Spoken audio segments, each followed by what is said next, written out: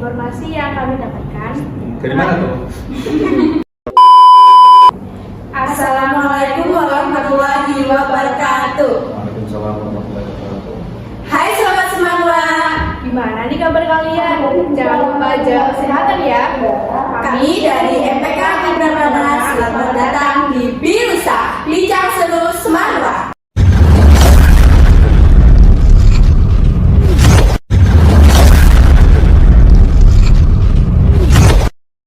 Sebelumnya, izinkan kami memperkenalkan diri. Nama saya Alivia Hesti Degelestari dan rekan saya Elga Rahmadani akan mengajak kalian dalam beberapa menit untuk berbincang-bincang bersama kuis spesial kita. alumni SMA Negeri 1 Wangun, Kak Fajar Heri. Halo Kak Fajar. Halo Kak Erda. Terima kasih Kakak sudah berkenan hadir. Gimana nih Kak kabarnya? Alhamdulillah luar biasa. Kalau Kak Alhamdulillah. Sehat. Nah, Kak Fajar ini punya segudang prestasi loh. Nah, kalau mau tahu, yuk kenalan. Halo Kak. Halo Kak. Mungkin Kakak bisa memperkenalkan diri dulu. Oke, halo semuanya. Halo sahabat Semanwa ya. Perkenalkan nama saya Kak Feli. Biasanya panggil saya Kak Fajar Pujianto. Biasanya dipanggil Kak Feli. Saya alumni SMA Negeri 1 Wangun tahun 2018.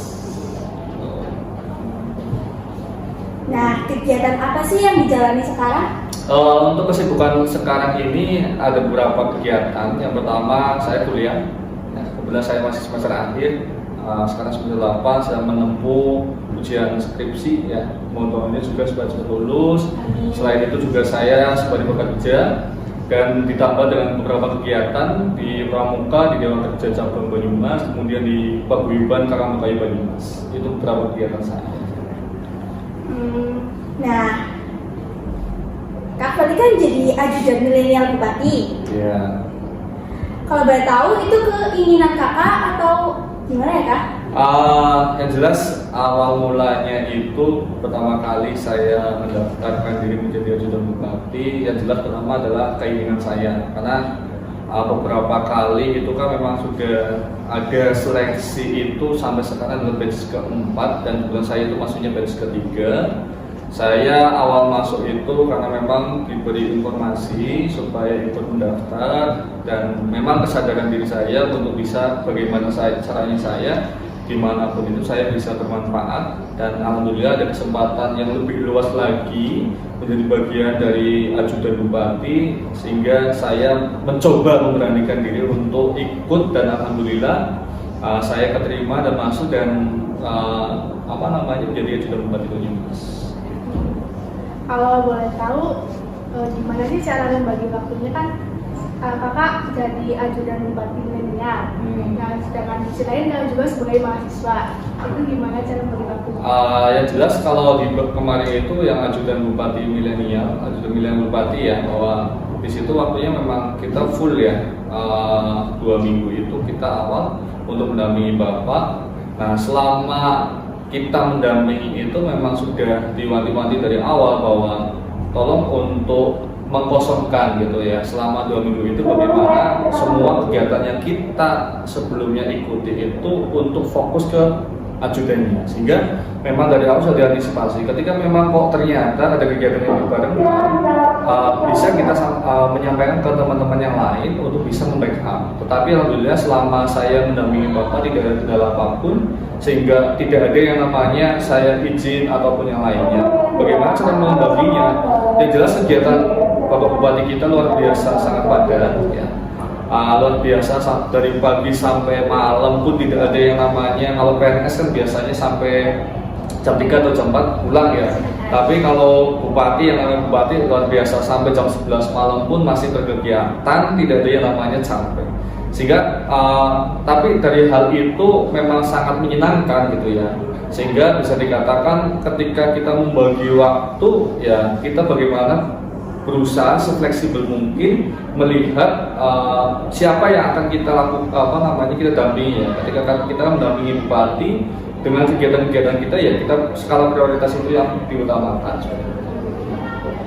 Nah, kalau boleh tahu, Kak Felix dulu kenapa memilih sekolah di SMA Negeri 1 Wangun? Yang jelas pertama saya tidak melihat dan banyak ya waktu awal saya tahun 2018 itu saya masuk berarti tahun 2015 ya. Itu dulu luar biasa, Semarwa itu ya ibaratnya masih kalah lah ya dari SMA-SMA yang lain di daerah sini lah ya, dekat sini gitu kan.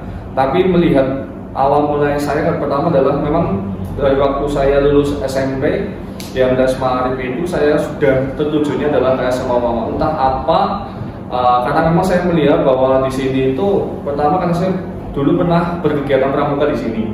Waktu SMP itu saya pernah kegiatan di Semarwa dan saya melihat lingkungan di Semarwa itu mendukung ya buat saya. Itu pertama yang perlu saya lihat adalah bagaimana di situ mendukung untuk proses belajar saya. Dan waktu saya berkegiatan di sini, kesan awal saya alhamdulillah baik untuk Semarwa. Makanya dari situ saya melihat bahwa kenapa harus jauh-jauh ketika memang yang dekat pun ada dan bagus gitu ya. Dan alhamdulillah sekarang bahkan lebih bagus lagi gitu ya, dengan berbagai macam fasilitas yang ada, kemudian penunjang yang ada, dan sekarang juga SDM-nya luar biasa, guru-gurunya luar biasa juga. Oh, berarti memilih sekolah di SMA Negeri 1 Malang itu udah dari lubuk hati yang paling dalam. Iya, jelas itu. Karena ya itu tadi bahwa saya memiliki kesan yang baik ya. Saya memiliki kesan yang baik untuk Semarwa ini karena waktu SMP saya pernah berkegiatan di sini, melihat lingkungan yang di sini bagus, kemudian juga guru-gurunya awal mulanya itu sehingga saya tertarik betul bagaimana saya bisa masuk ke Semarwa, dan alhamdulillah diberi jalan untuk bisa masuk di sini. Kalau boleh tahu juga, kira-kira ada perubahan nggak Kak di SMA Negeri 1 Malang ini yang dulu sama sekarang? Banyak ya, banyak perubahan. Karena seperti yang saya sampaikan dulu bahwa dulu itu sangat bisa dikatakan Semarwa ini dianggap sepele gitu. Mungkin di luar Semarwa gitu. Tapi sekarang bisa dikatakan Semarwa ini sudah hampir sejajar, bahkan sudah lebih ya. Karena melihat saja kita sudah bisa melihat sendiri ya bagaimana dari segi fasilitas yang ada, dari alumni yang memang sekarang juga semakin solid ya. Kemudian dari segi SDM yang ada dari guru-gurunya, kemudian di sini saya kira semuanya sangat berbeda. Dari angkatan saya yang memang bisa dikatakan sudah baik dan sekarang ditingkatkan kembali menjadi lebih baik, semakin indah segalanya ya, kemudian semakin bagus dari segi penataan tempat segala macamnya. Banyak perubahan. Saya juga hampir paling di sini. Nah, dulu di Semarwa Kakak itu ikut organisasi apa ya Kak? Awal mula saya masuk ke Semarwa itu jelas saya kan memang orang pramuka gitu ya. Awal masuk Semarwa itu saya berpramuka gitu. Saya masuk ke calon dewan, kemudian saya masuk juga di Rohis, dan alhamdulillah saya pernah di sini menjabat wakil ketua Rohis dan juga menjadi pragana di Ambalan dan Supratman Fatmawati, dan itu semua luar biasa memberikan dampak yang nyata bagi saya. Sampai detik ini pun saya merasakan betul manfaat masuk organisasi yang ada di lingkupnya SMA Negeri 1 Malang. Banyak juga pengalaman ya Kak? Alhamdulillah semuanya. Menurut Kakak seberapa penting sih aktif dalam organisasi? Saya sampaikan penting banget gitu ya. Karena banyak hal yang kita dapatkan di organisasi. Sampai detik ini pun saya masih berorganisasi karena organisasi itu sangat vital ya. Kalau menurut saya itu karena ketika kita ya di lingkupnya siswa-siswi barangkali ya, kita memiliki yang namanya hard skill dan soft skill. Soft skill itu didapatkan ketika kita mengikuti yang namanya organisasi.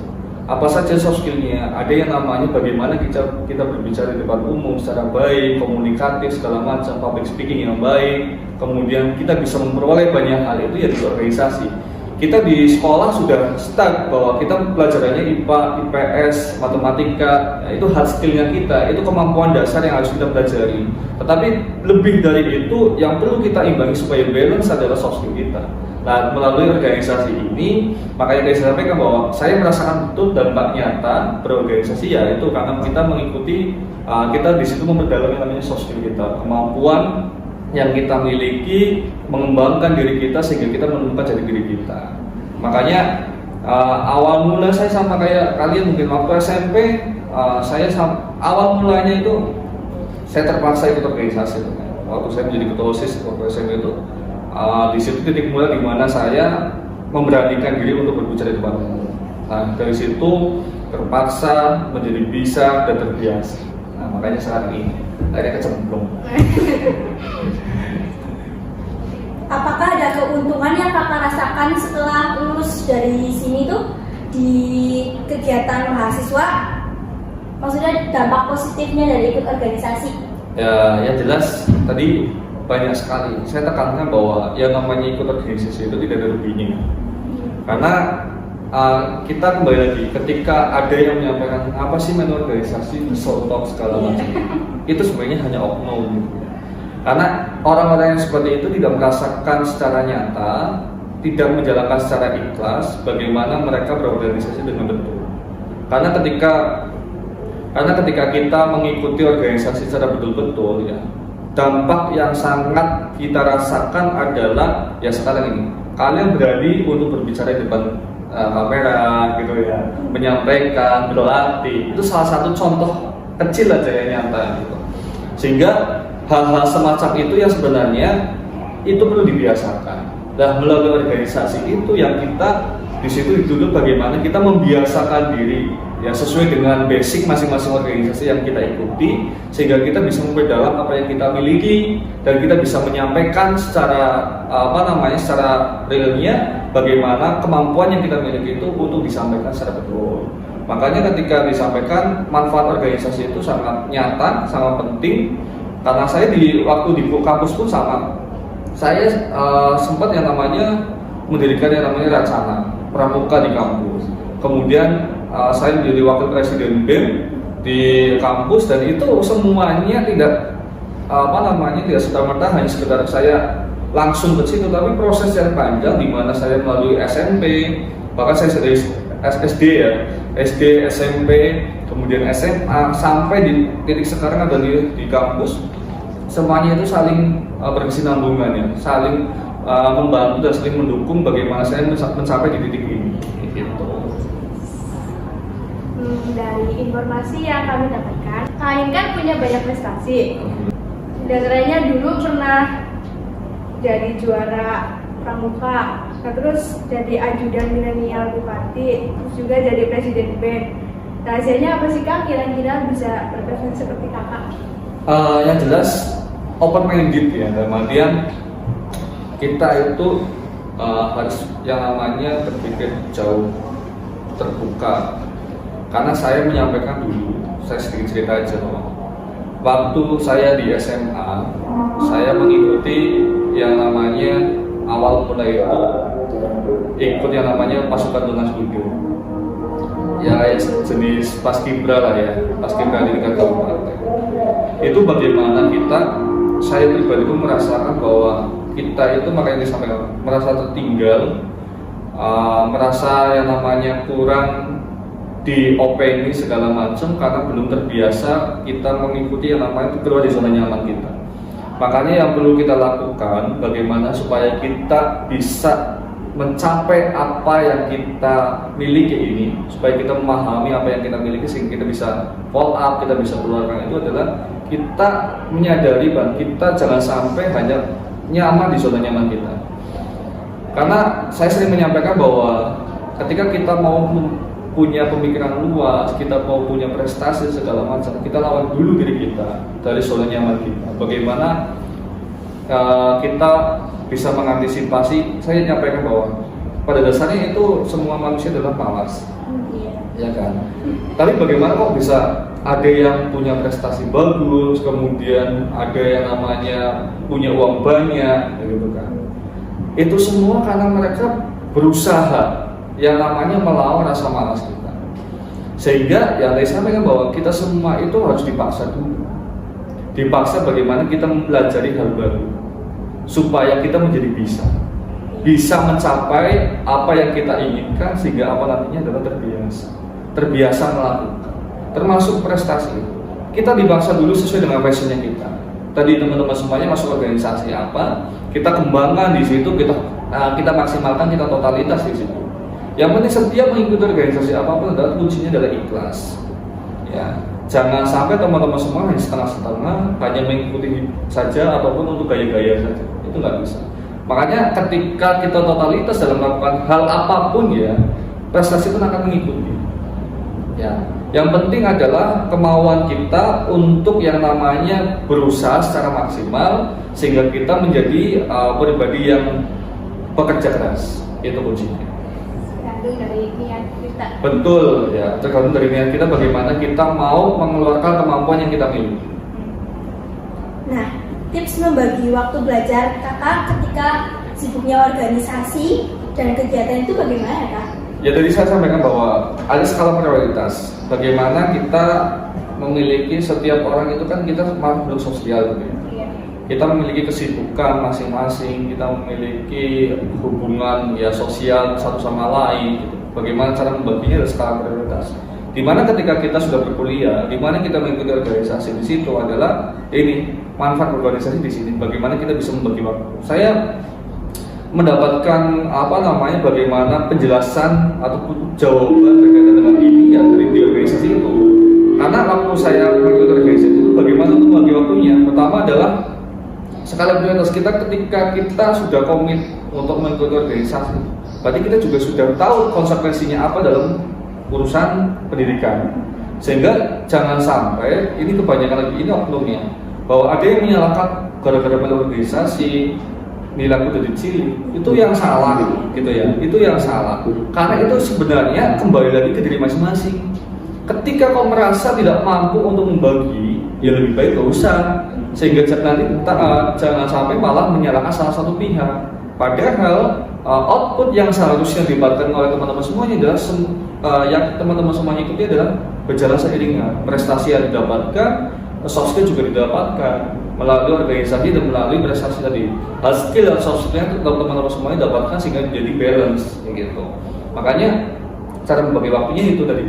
Skala prioritas teman-teman semuanya juga harus diperhatikan karena setiap orang itu pasti memiliki skala prioritas yang berbeda-beda. Tapi yang paling mengetahui dari teman-teman semuanya adalah sebelum melakukan dipikirkan dulu. Sebelum mengikuti organisasi, sebelum mengikuti ini dan segala macam itu dipikirkan konsekuensinya seperti apa dan siap atau tidak untuk menanggung itu. Gitu. Gitu aja. Dulu berarti. Nah, Betul.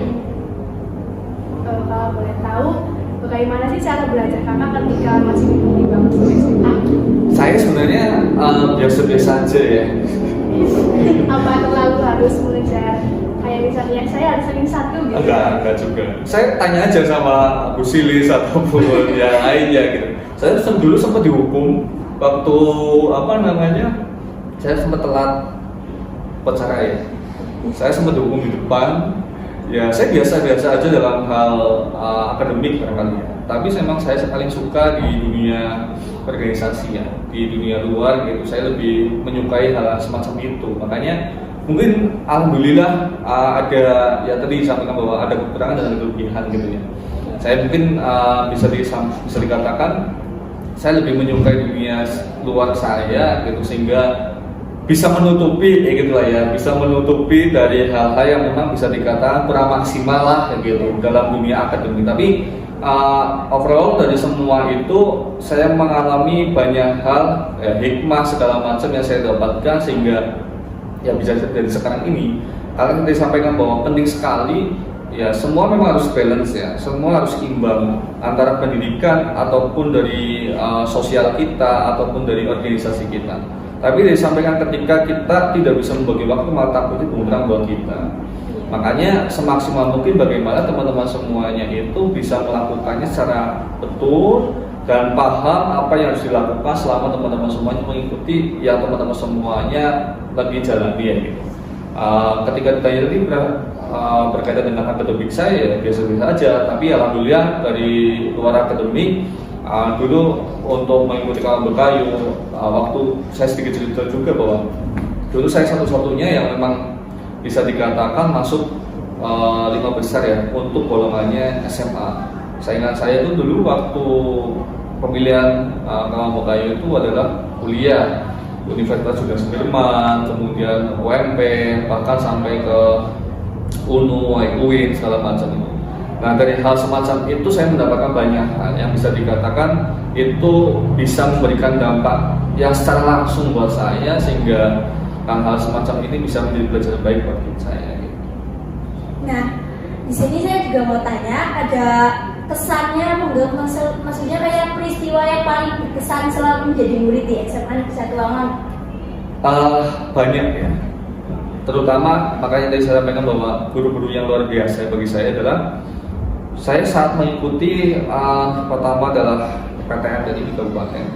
Saya pertama kali mengenal Purwokerto ya saya kelas 2 SMA.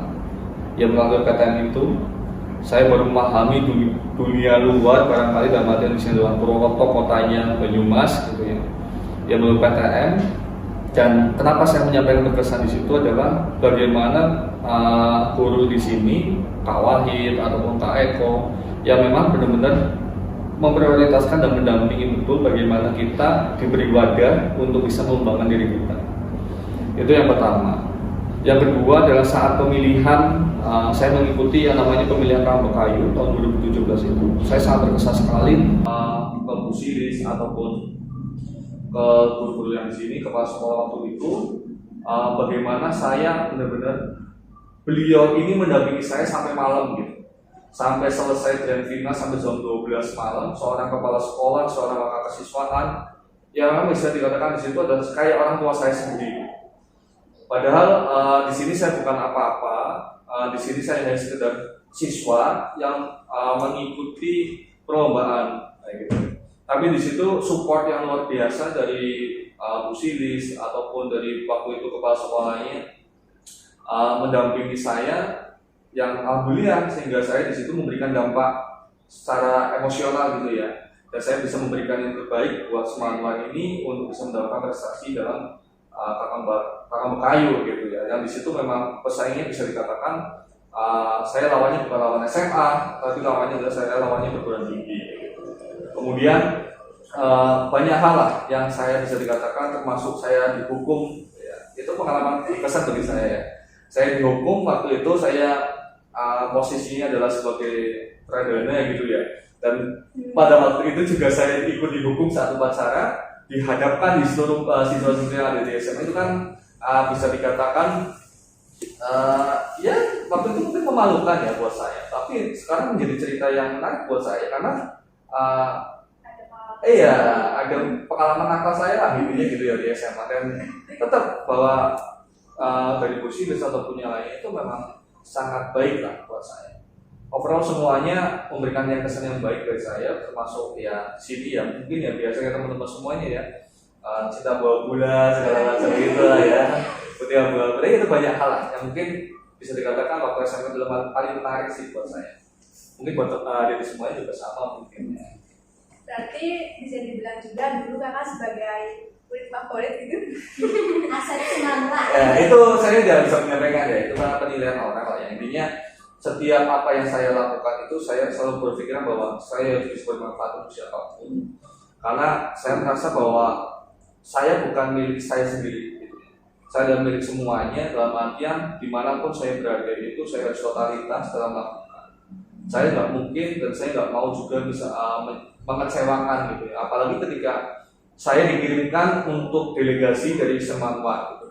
Makanya saya selalu totalitas, dan alhamdulillah setiap event apa yang dikirim, yang saya mewakili ya, yang saya wakili dari Semangat itu, saya dulu juga ikut sepak belajar tinggal Jawa Tengah, yang posisinya di situ saya mewakili semuanya, dan alhamdulillah juga saya bisa menjadi peserta terbaik di waktu itu. Dan ya itu PTN juga, dan saya masuk lolos, dan itu awal mula bagaimana dari Sumatera itu lolos, dan terakhir dari Rambut Kayu yang memang bisa dikatakan itu nggak ada kepikiran apapun saya bisa juara di situ, tetapi alhamdulillah saya bisa memberikan yang terbaik. Ya itu tadi bahwa kuncinya setiap apapun yang kita lakukan itu jalani dengan ikhlas gitu, totalitas dalam melakukan, insya Allah hasil akan mengikuti dengan baik kok. Nah, zaman sekarang kan banyak anak muda yang malu menunjukkan potensinya. Tips dari Kak Felix itu gimana ya? Yang pertama gini teman-teman, ketika ditanya bagaimana kita bisa menggali potensi kita adalah kita pahami dulu diri kita. Kita maunya seperti apa? Kita ke depan bagaimana? Ketika kok dirasa kita sudah memahami, kita lakukan dengan melalui organisasi. saya menemukan apa yang passion saya gitu, melalui organisasi itu. Karena makanya tadi saya sampaikan di awal bahwa pentingnya organisasi di sini adalah salah satu untuk menemukan jati diri. Tapi ketika benar-benar mengikuti dengan baik, bukan hanya sekedar mengikuti saja, ikut-ikutan, gaya-gayaan, gitu. Tapi benar-benar totalitas di situ. Ketika kita semuanya sudah memahami apa yang kita miliki, kemampuannya, dan di organisasi juga diarahkan pastinya. Kita akan diarahkan dan dibiasakan untuk bagaimana kita melakukan. Kuncinya adalah kita melakukan dulu, apapun. Ya, kita bisa mengeluarkan potensi kita adalah awalnya adalah melakukan. Yang penting adalah kita setiap contoh kecil saja saya sering menyampaikan bahwa apa yang diperintahkan sosial. Itu kunci awal dulu sebelum kita bisa memahami dan bisa untuk yang namanya menemukan kemampuan yang kita miliki. Karena dulu saya seperti itu. Saya waktu SMP, saya dicalonkan menjadi ketua OSIS dan waktu itu saya ingat betul bahwa saya disedot slogannya adalah ketua OSIS cabai rawit. Karena posisi saya itu waktu itu adalah masih kecil banget ya, kecil banget lah, kecil lah pokoknya. Waktu itu juga saya naik sepeda selama 3 tahun, sepeda saya itu lebih besar dari saya. Nah, waktu itu makanya dari hal dipaksa, kemudian akhirnya bisa itu terbiasa. Ya dari awal itu sehingga saya memiliki bahwa semua itu memang awalnya adalah dipaksa dulu. Kemudian mau melakukan, ya mau melakukan sehingga kemampuan yang kita miliki itu akhirnya terbentuk. Ya akhirnya terbentuk. Karena biasanya untuk sekarang ini adalah tidak ada yang mengarahkan. Ya, tidak ada yang mengarahkan sehingga kemampuan yang kita miliki tidak di-follow up dengan baik. Makanya melalui wadah yang sangat betul, nah itu adalah organisasi itu sendiri. Makanya adik semuanya, saya selalu menyampaikan bahwa ketika memang sekarang masanya teman-teman semuanya adik sekalian itu di SMA itu manfaatkan betul untuk berorganisasi. Ya, karena dampaknya sangat dirasakan betul ketika teman-teman selesai waktunya masa SMA. Di perguruan tinggi ataupun dunia kerja akan berbeda. Ya, saya sekarang kerja juga ya, kalau saya pernah mengalami interview. Di situ saya dihadapkan sampai 5 direksi. Yang memang bisa dikatakan di situ malah jatuhnya ngobrol biasa. Bahkan di situ malah menanyakan ke saya baiknya untuk perusahaan ini seperti apa, baiknya perusahaan ini seperti apa. Padahal saya di situ untuk bekerja. Malah beliau menanyakan ke saya baiknya seperti apa untuk perusahaan kan? Karena memang memiliki pasti yang namanya ikut organisasi itu pasti akan memiliki effort yang berbeda, memiliki kelebihan. Makanya ketika tadi disampaikan bagaimana masa sekarang ya, masa milenial ini yang takut untuk menunjukkan kemampuan kita ya itu ikut organisasi. Itu ada yang betul bagaimana teman-teman semuanya bisa membangun karakter teman-teman semuanya, menunjukkan kemampuan teman-teman semuanya dan mengembangkan potensi yang dimiliki sehingga teman-teman semua terbentuk menjadi pribadi yang baik seperti itu. Ada lagi? Ada. Oh ada lagi ya. Kebiasaan apa sih yang kakak lakukan sampai sekarang yang sangat berpengaruh dalam menumbuhkan semangat belajar? Yang jelas saya itu dulu sering sekali ya bahwa saya itu punya kebiasaan itu saya belajar itu di luar waktu di rumah ya. Saya punya tempat spesial buat saya gitu ya. Itu depan pintu setiap sore itu antara jam 5 sampai jam 6 sore itu saya selalu di depan itu untuk membaca. Ada kursi ya, kursi sama meja yang memang itu spesial buat saya untuk baca di situ. Makanya sampai sekarang itu kebiasaannya adalah itu sedikit membaca gitu.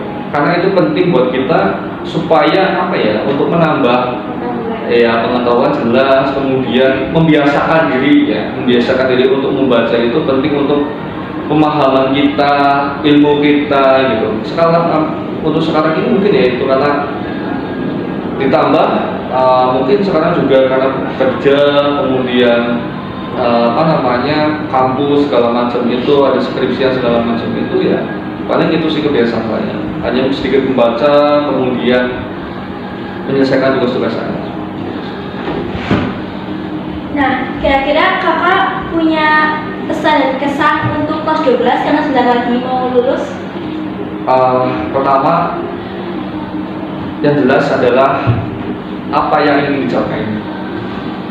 kelas 12 ini teman-teman adik semuanya ya, saya punya adik semuanya bahwa ini momen dimana titik teman-teman semuanya untuk melanjutkan ke jenjang yang jauh ya, lebih luas lagi. Makanya benar-benar diperhatikan teman-teman semuanya, jadi sebenarnya baik-baik cermati apa yang teman-teman semuanya inginkan, apa yang teman-teman semuanya lakukan. Yang jelas semua orang sukses itu berawal dari nol ya, semua pasti akan gagal. Semuanya itu nggak mungkin yang namanya langsung senang. Makanya siapkan adalah fisik dan mentalnya teman-teman semuanya. Itu yang sangat dibutuhkan sehingga nantinya teman-teman semuanya siap berjuang untuk mendapatkan apa yang teman-teman semuanya inginkan. Karena momen dimana sekarang kelas 12 itu peralihan untuk ke jenjang yang lebih tinggi lagi, itu adalah momen dimana teman-teman semuanya akan lebih dikuras emosionalnya, akan lebih dikuras dengan kesabaran segala macamnya. Sehingga sebelum itu adalah persiapkan tujuan apa yang teman-teman semuanya inginkan.